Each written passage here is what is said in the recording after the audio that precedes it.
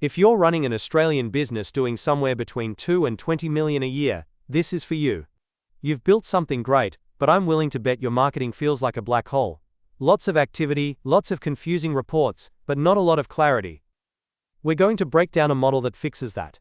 One that brings in clarity, and, most importantly, real accountability. First, we'll nail down the problem. That marketing black hole most of you are probably nodding along to right now. Then we'll introduce a new kind of leader for your team. We're going to walk through a specific 90-day plan, look at the numbers, and help you figure out if this is the right fit for your business. Finally, we'll cover the secret sauce, the thing that actually makes this whole model work. The marketing black hole. You know the feeling. That nagging sense that you're spending serious money on marketing. Things are happening for sure, but you have absolutely no idea if any of it is actually making the cash register ring. Here's a test for you. Next time you're in a meeting, turn to your marketing manager or your consultancy and ask them that simple question. Is our marketing working? Just see what happens. Do you get a straight answer tied to revenue? Or do you get jargon about clicks, impressions and reach? That hesitation, that silence, or that pivot to vanity metrics instead of the P&L. That's exactly why this fractional CMO model was born. It's designed to kill that awkward silence and replace it with a clear commercial answer. Does this look familiar? A bit of a patchwork, right? You've got different vendors, maybe a couple of freelancers. There's a Facebook ads account that, if you're honest, nobody really owns. The reports you get are useless because they never talk about sales. And at the end of the day, who's the one trying to piece it all together? You, the founder. It's not just exhausting, it's a massive leak in your business. How do we fix that? You need real leadership. Here's what a fractional CMO actually is: a proper senior marketing executive who literally joins your leadership team. They bring top-level strategy and commercial thinking, and they're held accountable just like a full-time employee. But they do it on a part-time or fractional basis, think 1 or 2 days a week. It's really important to get this distinction.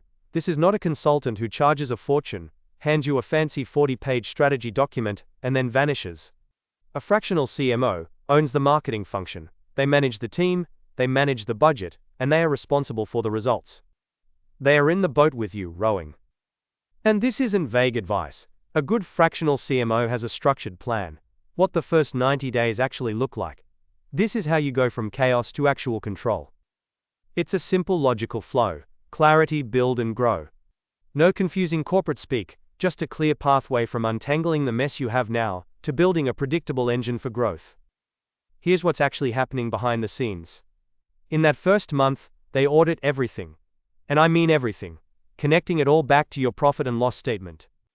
Then they get ruthless. They kill what's burning cash and build a strategy that actually makes sense for your business. Finally, they get it running, they tweak it and they refine it until the results are predictable. Let's talk money. Because for most of us running a business, this is where the rubber hits the road. Does this actually make financial sense? When you put it side by side like this, the difference is pretty stark. A full-time CMO is a massive fixed cost. It's a huge risk if you hire the wrong person. And frankly, you probably don't have enough high-level strategic work to keep them busy 5 days a week anyway. The fractional model gives you the exact amount of senior leadership you need at a much lower cost, and with way less risk. Think about the all-in cost for a decent full-time CMO here in Australia. By the time you add up salaries, super, bonuses, recruitment fees, you're easily looking at over $200,000 a year. That is a serious investment. Now compare that to a typical fractional retainer. You're talking a fraction of the cost. And this isn't just about saving money, it's about being smarter with your capital. You're turning a huge fixed overhead into a flexible investment that's directly tied to growing your business. The numbers stack up. But how do you know if your business is actually at the right stage for this? Let's look at some key signals. Have a read of these, and see if you find yourself nodding along. Has your revenue kind of flatlined? Are you pumping money into marketing but honestly you couldn't explain what it's actually doing for you? Have you been burned by consultancies in the past? Are you, the founder, still the default head of marketing?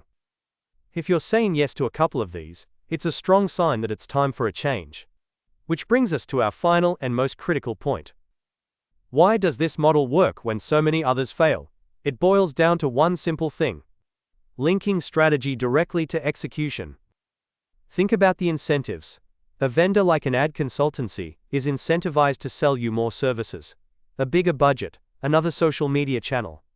But a true CMO, someone sitting on your side of the table, their only incentive is to grow your business. And if that means cutting a channel and spending less money, that's exactly what they'll do. Their job is growth, not just activity. This is the fatal flaw of traditional consulting. You pay for a beautiful strategy document. It's smart, it's full of great ideas. And then it just sits in a folder on your server, gathering digital dust because nobody actually has the time or know-how to implement it. A strategy without execution is just a very expensive PDF. The model that really works is when the person who writes the plan is the same person who's held accountable for delivering it. There are no handoffs, no excuses, no, "Oh, that's not what I meant." It's one team, with one single point of accountability, all the way from the idea on paper to the money in your bank account. To wrap all this up, the question really changes. It's not about whether you can afford to hire a senior marketing leader. It's about looking at the money you're already spending with no clarity and no real accountability and asking yourself, can you really afford to keep going like that?